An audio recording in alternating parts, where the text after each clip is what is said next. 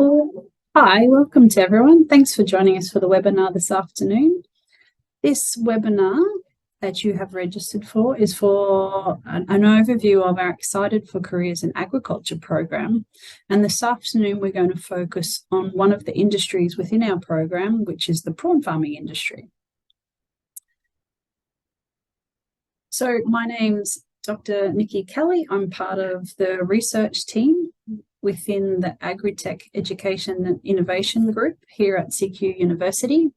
First, I want to just give an overview of the Excited for Careers in Agriculture project. So what this is a cross-sector approach to delivering really quality career guidance for students in years P or K right through to 10 across rural and regional Australia. As you can see, our program has partnered with 7 different industries that relate to the most established or emerging commodity within each area, basically on the basis that that's a significant employer in each of those regions. And this brings us to our current partner that is the focus of today's session, which is based in the Northern Rivers of New South Wales, and we've partnered with the Australian Prawn Farmers Association. So what was the reason for the initial idea of this project was that we saw that existing career development resources really are limited in the way that they support both primary and secondary students to explore and understand the diverse range of careers that are available to them within the agriculture industry beyond their schooling years. There's a general perception in the community that agricultural careers are less visible, so that people don't really understand what options are available to them. And they don't become part of that national conversation about careers when students are starting to consider what might be an opportunity for them to look at beyond the school. We also know that teachers are really pushed for time, and the curriculums that they have to deliver are really packed in, and there doesn't seem to be a lot of time for them to incorporate those discussions about the diverse range of careers that might exist within the agricultural industry that's important in their particular region. So the challenge was to try and find a way to connect our students' interests and their strengths and their personal values to the full range of career opportunities that agriculture can provide, and then to take that and integrate it into curriculum-aligned activities so that teachers don't need to find extra time. These activities can be delivered as part of the curriculum so that each of those dot points can be addressed within the context of one of our resources.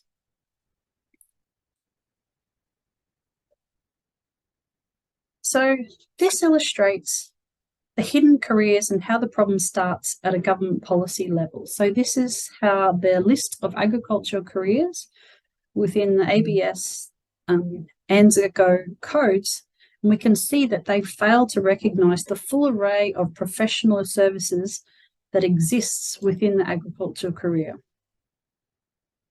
We can see here that there are a diverse range of jobs that are still visible to students, but those that they may not necessarily connect to the agricultural industry. But we know that they are vitally important, and we know that the jobs within agriculture are far more diverse in terms of the tasks and skills than what is currently visible to the general public. So part of Excited for Careers is to show students that the jobs that they could consider within agriculture go far beyond those that are most obvious.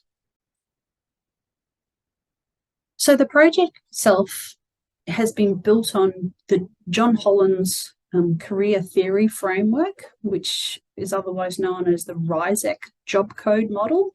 And we chose this framework because it allows students and their career influencers, so their parents, their teachers, their guidance officers, to really explore a range of career interests in different contexts within the agricultural industry that's in their local area.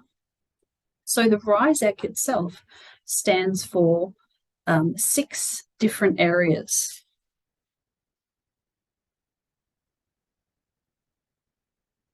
These are classified as R is the realistic, which is for those roles which require working very practically in a hands-on type role where you're trying to solve those problems and solutions very practically. So these are things like farm hands, diesel mechanics, those types of roles.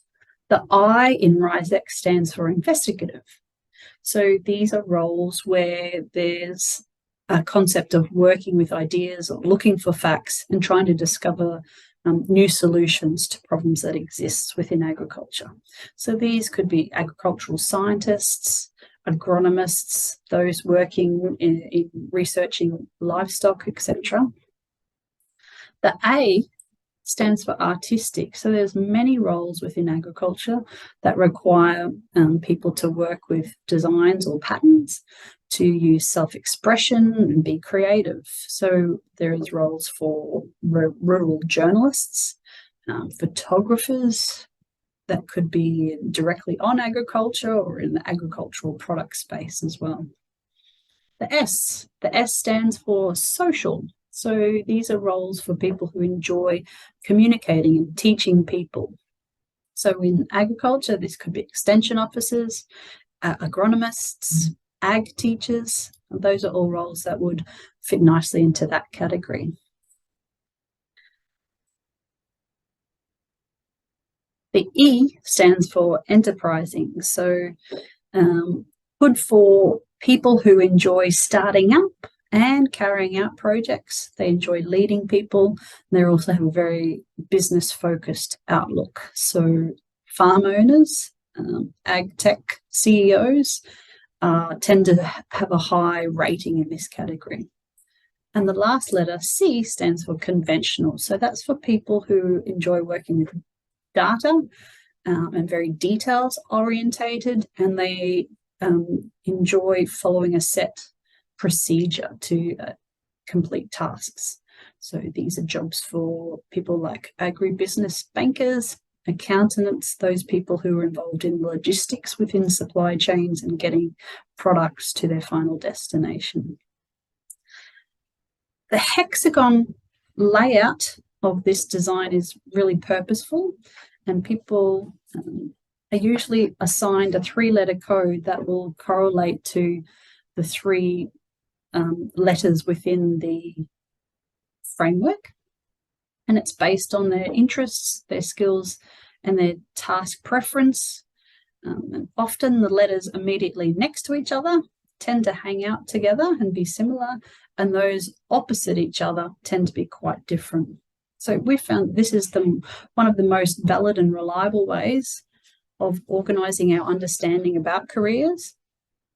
And globally, programs based on the RISEC typology have been shown to result in greater career exploration, consideration of a wider range of career options, and greater certainty about career choices. So our goal is that if we can get people using the language of RISEC, then we can have a common way to assist young people to explore the world of work and the world of agricultural work in particular. So what do you think you would score highest in if you were given the quiz? So what do you actually enjoy most in your particular role? Perhaps there's things that you enjoy least, which might mean that you will score much lower in that. So what I'm going to give you now is the opportunity for you to actually take the RISEC quiz. So if you have your phone, you can take it out and use your camera. Okay, you can scan the QR code, and that will take you to the website where there is a quiz. The type form, and it'll say, welcome to the RISEC quiz. It's a series of 42 questions, and we just want you to answer yes or no based on your first instinct. Okay, so hopefully you've got your RISEC code now, and you'll have a result for each of your particular areas, the RI, the A, the S, the E, and the C, and you just note those down. And that will be your particular score. So if we look at my score, I got a 5 for realistic, a 7 for investigative, a 2 for artistic, 6 for social, 5 for enterprising, and 3 for conventional. So the way to come up with the 3-letter code is to look at the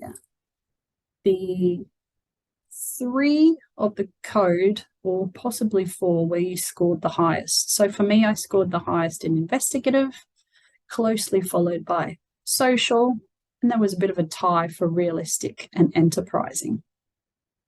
So when I think about that in the context of the roles that I've had in the past, okay, I've been a research scientist, which nicely fits into this investigative role. I was also a high school teacher for a number of years, which fits nicely into that social role. I have a role helping run a cattle property with my husband, so that seems to be that role with the enterprising and the realistic. So do your results fit in with what your current role is? So in a similar way, you can also look at the RISEC code theory. So my colleague Jamie scored high in the I, the R, and the C, and she went and looked at the codes for I, R, and C, okay, and see that there are a number that match to her role as a lecturer and a livestock researcher. You can also look for alternatives. Whoops. You might look for the RIC, or it could be CRI, a number of different combinations of those 3 letters, and look at each one of those. So here RIC, you might also go and look at CRI and see if it changes the types of roles. But let's come back to the RISEC model and how you can incorporate it into the classroom. So this afternoon, we're going to look at a series of activities that have been designed to show what type of roles exist within the prawn farming industry or the aquaculture industry for each of the RISEC codes. Okay, so we've got, in the realistic, we're going to look at the role of a grow-out technician. For the biosecurity officer, we're going to, as the example of an investigative role. In the artistic role, we're going to look at what functions a marketing manager carries out. In the social role, we're going to look at that of an environment manager. In the enterprising role, we're going to look at that one of a hatchery manager. And for the conventional role, we're going to explore the role of a feed manager. So let's take a look at some of those now. Okay, so to help teachers in their planning as well, what we have done is link all of our activities to the Australian curriculum. And if your particular state also has its own curriculum, we have also included links to those curriculum elements as well. So you can be sure that you are not doubling up on your lesson time. You can actually use some of these activities to address some particular aspects, while also incorporating some of that career discussion in the classroom as well. So for our first activity, the realistic activity, I'll just take this laser pointer off. We're looking at the role of grow-out technician. So what this role actually involves is a person whose responsibility it is to raise the prawns within the aquaculture environment. So a really important part of that role is to ensure that the water quality of the grow-out ponds is a suitable environment in which those animals can grow. And the grow-out technicians have to work in close collaboration with the farm management to order to adjust those water conditions to ensure that the prawns have a really ideal environment. So what the activity takes students through is understanding the importance of water quality in farming prawns and looking at parameters such as pH, temperature, ammonia, and dissolved oxygen on prawn growth. So we have access to a range of different sensors and technology, but there's also some that are very easily accessible for the classroom as well. So you can see here some students working in a laboratory, and they've been given a range of water samples. And here they're just using a test kit that's easily accessible from Bunnings or a pet supply store to test a range of different water parameters. So in some of these, we use some sensors. So here we've got a sensor that will measure the pH of a particular water, and it also measures the temperature. So pH is really important. We don't want the environment to be too acidic or too alkaline for the prawns. So they have a preferred range around that 7 to 8. We also look at dissolved oxygen. So in the prawn ponds, dissolved oxygen is really, really important. So if you talk to anyone that works on a prawn farm, you will see panic in their eyes if the power was to go out, because on prawn farms, they have essentially paddle wheels, which are like little aeration devices, because dissolved oxygen doesn't stay in water. So when water is very calm, dissolved oxygen can quickly be used up and released, and then there's no oxygen available for those prawns within the water. So power goes off, the paddle wheels that are there to keep the water levels oxygenated, they will go into a mad panic. It's very important to have lots of generators going so that the oxygen can be reintroduced to that water and that pond very, very quickly. Talking to some prawn farmers, you can lose a whole pond, a hectare-sized pond of prawns within the space of about an hour if those paddle wheels stop working due to any sort of power outage. So there's a number of different fail-safes that need to be in place on a prawn farm, and some electrician roles are also involved there to ensure that's maintained. So dissolved oxygen is really important. You can do this one. This is a dissolved oxygen sensor. You will find that with students you could simulate that kind of activity by measuring the dissolved oxygen and then taking a fork and stirring up the water to make it aerate for a period of time, or pop some water into a bottle that you can shake backwards and forwards to introduce some oxygen, and then remeasure it with a dissolved oxygen sensor, and then discuss that role of oxygen being really important for any type of aquaculture animal that's being farmed. The water test kits that you can get from any pet stock or Bunnings are really simple to use. They've got simple instructions, and you can test a number of different things. So in addition to pH, you can also test the levels of ammonia. So for the little students, we can talk to them about ammonia being the waste product from the prawn. So just like humans that have to go to the bathroom, prawns are going to the bathroom as well, but all that waste ends up in their ponds. And so we don't want high levels of waste, because that makes an environment that's really unpleasant for the prawns to grow in, and they become unhealthy. So ensuring that the ammonia levels don't get too high. So here you can see them adding some samples to a water test sample, and they're testing ammonia. There's a 2-test thing. I think it's about 8 drops of each.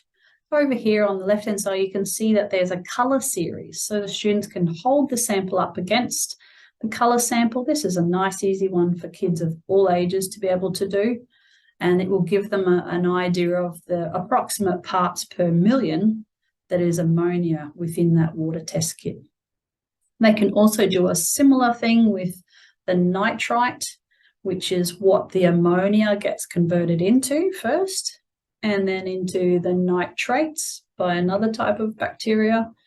And those are, the nitrates are what can then feed some of the plants. So by releasing some of that prawn water on a prawn farm, they're actually doing trials now to grow some seaweed, which there's some particular varieties of seaweed that can then filter out some of that, the nitrates from the excess prawn water, so that is completely removed before it's released back into any rivers. And that's really important for prawn farms further up the coast near the Great Barrier Reef, but also an important approach to use for just environmental management, particularly back down in the Northern Rivers area as well.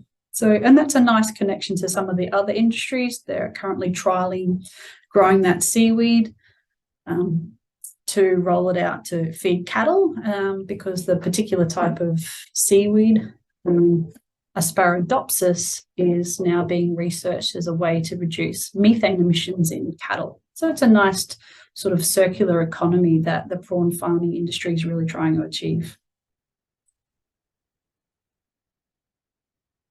The investigative activity within the prawn farming industry, we have different activities for the secondary school and the primary school. So in both, we talk about the role of a biosecurity officer involving the identification of pests and diseases from the prawn farm and ensuring that they don't come on to the prawn property by undertaking regular inspections and surveillance of the pond. So prawn farms will have quite strict entry procedures, both of the animals coming onto the farm and for people and staff coming onto the farm as well, to ensure that they can really minimise that biosecurity risk. So there's things like foot baths and certain protective equipment that the people will wear. And the biosecurity officer will also be involved in doing regular health checks on prawn samples every day from each pond, looking for signs of disease that may mean that the prawns can't be exported or other things like that. So white spot is one disease that's of particular concern to the prawn farms, particularly in the Northern Rivers. And recently in 2022 and 2023, there have been reported cases of white spot. So first at some farms, and then it was also found in the river there at Yamba. So very, very important role is the biosecurity officer. So this is a nice one to do with the primary school student, the secondary school students, is that they undertake a prawn dissection. So in our examples here, we actually used some cooked prawns. It's a little less messy with cooked prawns. It's more interesting with a raw prawn because everything is still a lot squishy. So you can choose to do either. You can grab prawns readily at the local supermarket to do this activity. So we talk to the students, and there's some activities that show them what steps they need to take in order to take a sample of the prawns from the target organs that are just right there behind the head, and to take that sample, and that would be sent away to a pathology for further pathogen detection. Okay. So you might be able to grab, we did this with some little nail scissors that you can get at Woolworths and some basic tweezers. You don't need a lot of detailed equipment. We talked to the students about disinfecting their equipment, wearing gloves and safety glasses to protect themselves from any disease, and then taking a sample of the prawn. Approximately this location is where they'll find all those target organs, pop it into a sample tube, and then that would be sent off to a pathology lab and to, if the prawns were showing signs of ill health, to work out what the cause was.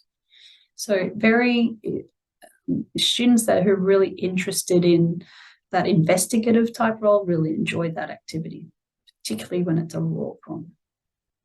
For the primary students, we talk more about the clothing and the personal protective equipment, or PPE, that people in these roles have to wear. So we talk to them about the role of the farm staff and what sort of protective equipment they need to use. Would be things like high fluoro vests, because there's a lot of vehicles moving around. They want to be visible, wearing a hat and sunscreen, and protective boots when they're on farm. Then we talk about the staff involved in the hatchery, where the prawns, the brood prawns, lay their eggs and then they're hatched. So why they would be important to wear masks and safety glasses and lab coats and boot covers. They would also go through some foot baths for their shoes. And the main goal is to ensure that we don't introduce any of those diseases to the prawns when they're very, very small and very susceptible. So, and then the final, the clothing that we talk through is the clothing worn by the processing staff. So when prawns are harvested, some of those prawns are actually sent to consumers in a raw form, where they will cook them in their own home or restaurant, where there is less concerns about the food safety. But a lot of the prawns also go to consumers as cooked prawns so that they are ready to eat. And in those situations, the highest standards of food hygiene are required. So we talk to the students about the staff needing to wear the white gumboots, go through foot baths, wearing hair nets to ensure nothing ends up in the food, gloves as well, so that those highest standards of food prep are maintained. The artistic activity that we introduce is always a lot of fun. This one is a marketing manager's role, and we look at their role in advertising and promoting products and services. So marketing managers have a role across a vast majority of industries where we are trying to promote a product, and we talk about the idea that there's little point in farmers producing products for sale if we don't have a market to sell them to. So that marketing manager's role is to ensure that we maintain the current consumer base, but also look for other markets where we can introduce the product and increase the amount of product that we sell. In the marketing manager's role, we talk that it's a really healthy protein, as prawns is, and we want to encourage everyone to eat more prawns in their diet because they're high protein and full with lots of important vitamins and nutrients. So how do we carry out this activity? What we do is we talk to the kids about there is a Love Australian Prawns campaign, and their task is to create some new images for social media that showcase the diversity of prawns in the Australian diet and highlight just how fresh these prawns are as a product as well. So we provide them with some prawns and some other kitchen utensils and plating out options and a vast majority of different coloured other food items that could accompany prawns, and the students have to present a kind of marketing campaign and then photograph it and get it ready for that media broadcast to try and attract a greater audience to the product. Kids love this activity. So we throw in some ice as well, and that we can really surprise at how creative some students have been. So this works well both with the younger kids and with the older kids, and often it's really interesting just how creative some of the boys get into these activities. All right, so the social activity is one for the environment manager.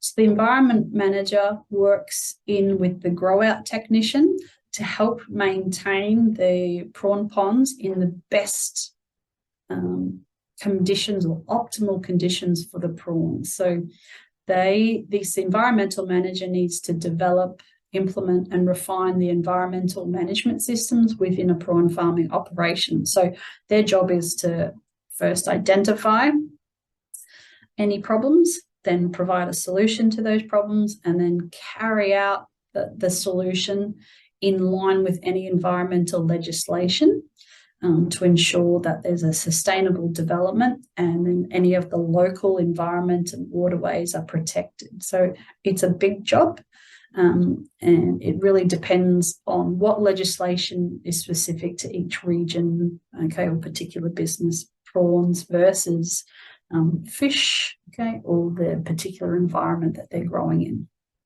So in this particular role, what we talk to the students is about identifying some different algal species and then understanding how algal species are used to ensure that there's nice water for the prawns. Now, prawns don't like nice clear water like fish do. So prawns actually prefer quite murky water. So the presence of certain algae is actually really important, and it allows the prawns to hide from predators like birds. So you can see here in this picture that we have a number of different prawns, and a lot of them have different colors, and the colors are actually associated with particular types of algae. So an environmental manager's role is to know some of those different types of algae and know what the levels are that are okay, and when to trigger those alarms when the levels go above what they should be. You can also see here in these ponds that the little white streams, those are these paddle wheels that will churn, and their job is to sort of cycle the water around in a circle. So they're aerating it and circulating that water. And in the end, what that actually does is to help bring all the prawn waste, feces and things into the center, and it all congregates and drops into the center away from the prawns. So that's all part of that management role. So if we find, or environmental manager looks at a sample, so what we do here is we get some samples of algae, and you could do similar from a pond, and we look at those samples and see what algae is growing. And then we talk to the students about particular types of algae. So when the prawns are very small, they actually do need algae because that's their food source. But there are some very hazardous types of algae that can grow in these ponds, and we need to be able to identify them quickly and have a solution to remove them. Okay. The enterprising activity is of the hatchery manager. So in this one, we've got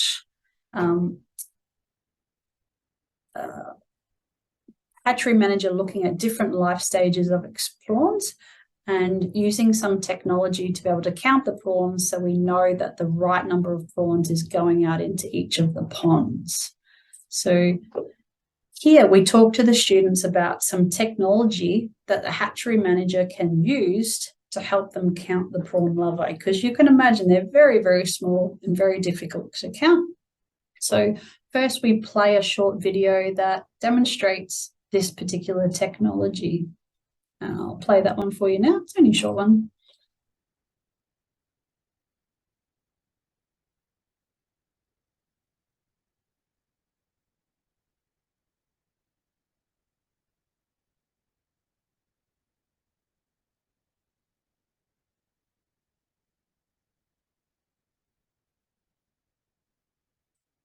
Okay, let's just play that with some.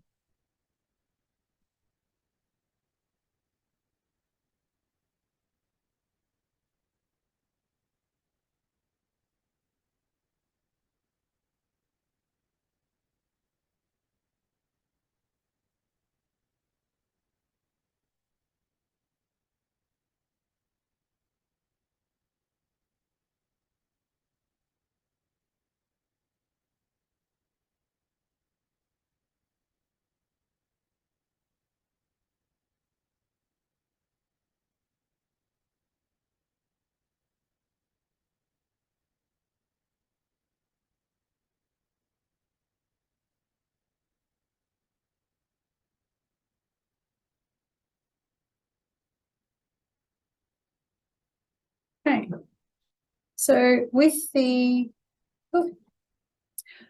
this activity, what we've developed is one where we ask the students to be able to identify the number of prawns in a particular sample of water. And we can roll this out in a number of different ways. So we give the students a little bag of lollies that contains either one type of lolly or a number of different types of lollies. So we use like Skittles and jelly beans, and the kids use the iPad and they will use the slow motion app within the iPad. We'll pour the lollies down and into a container, and we film that, and then the kids can go back and use slow motion to simulate what the technology is doing. So essentially slowing it down to a level that can be processed, and then they can go through and identify the number of lollies of each type and just keep track of them. So it's what the technology is doing, but we're trying to show them it's something that they can understand how it's working. So it's a nice one, particularly when they get to have the lollies at the end. They enjoy that aspect. The last activity is the conventional activity, and this one relates to the role of a feed manager. So students understand the preparation of the prawn feeds and the differences in feed types as the prawns grow. So prawns, as we said, start off with much smaller feed, and then as they grow, they need larger and larger feeds and more of it. So in this particular activity, we use some Play-Doh to simulate the method of preparing the feed, and then the students can cut it into different sizes to replicate the feed type. And we can also talk to them about the use of technology in the feed manager's role. So in a number of prawn farms, they have incorporated technology on farm where they use microphones that hang down into the water, and they have feeders that float on top of the water, and feeders pumped down into those, and they every sort of few minutes they will spin out and deliver some feed to the prawns, and then they will listen to the noise the prawns are making as they're crunching on the food, and they'll get a spike in the volume, and then as the feed starts to run out, the noise will go down. So once it goes back to that base level, the feeder spins out some more feed onto the surface of the water, and the prawns start to feed again. So the feed manager's role in some operations becomes one of looking at the sensors that microphone and the information it's feeding back to them to make sure that the prawns are feeding accurately.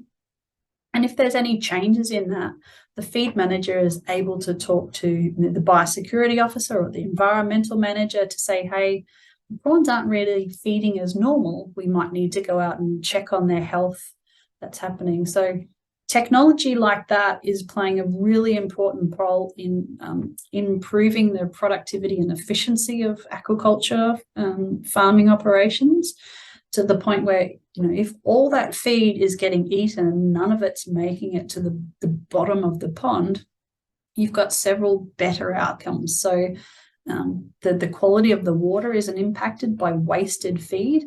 You're saving money by not wasting that feed, and you're feeding the prawns at just the right amount, and you're also able to detect any changes in that feeding pattern that might suggest some issues in the health of the prawn. So technology is really playing an more increasing or ever-growing role in the aquaculture and prawn farming industries. So once again, we've got a number of incursions and excursion opportunities across the number of different regions. We rolled this program out last year in 2002, and we're rolling it out again in 2003. And we're coming to your regions. Hopefully we'll be able to extend the program beyond the end of it at the end of May this year, and we'll let you know. So at the moment, that's what's happening. So all the resources that we have developed You can access them by going onto our website, which is agri-techeducation.com. All resources from our projects are hosted there. They are free. You do not need to pay for anything. All we ask is that you just register to use it, and then you can access whatever resource you would like. If you're wanting to contact us about any particular excursions or opportunities, please message us through our Facebook. We're Agri-Tech Education and Innovation. So you're welcome to contact us there. You're also welcome to contact us via email. Our email address is ageducation@cqu.edu.au.